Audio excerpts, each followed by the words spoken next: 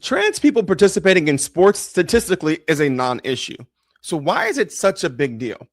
What's up, everyone? I'm Just Wayne, and welcome to Let's Be Clear, where we talk about everything at the intersection of pop culture and politics. And before we dive into this topic, please, if you like the things we talk about, make sure that you subscribe to this channel, like the video, share with everyone. I'd be eternally grateful.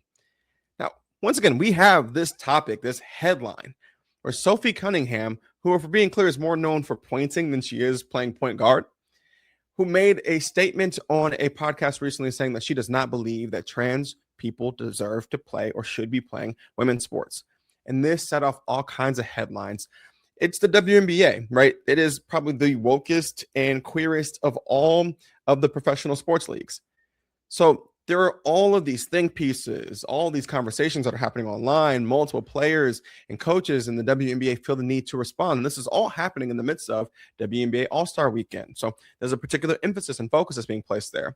As they came back from All-Star Weekend, the Indiana Fever, which is the team that Sophie Cunningham plays for, played the Minnesota Lynx. And the head coach of the Minnesota Lynx, Cheryl Reeve, wore a shirt that said "Trans Kids Belong."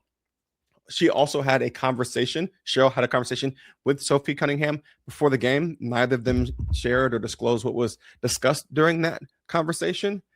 But in the immediate aftermath of that, there was also another photo that was taken with Sophie Cunningham and Riley Gaines. Now, Riley Gaines is famously known for being an anti-trans activist because Riley Gaines also famously finished tied for fifth at the NCAA's in swimming. She tied with Leah Thomas, who is a trans woman.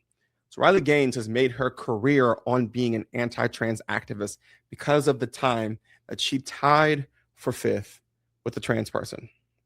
Now, you would think with all this commotion, you have political activists showing up, you have coaches who are wearing merch to support people, right? There were all kinds of protests that were happening. If you go online, there's endless think pieces. You would think that this is the most significant thing that's happening in women's sports. But statistically speaking, that's just not the case.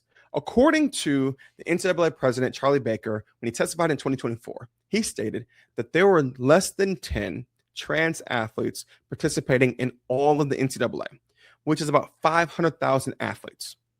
That is literally 0.002% of NCAA athletes are trans.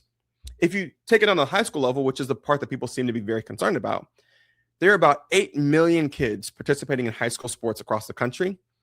And according to state data, because there's no federal database for this, there is about 100 trans kids participating in high school sports. 100 out of 8 million.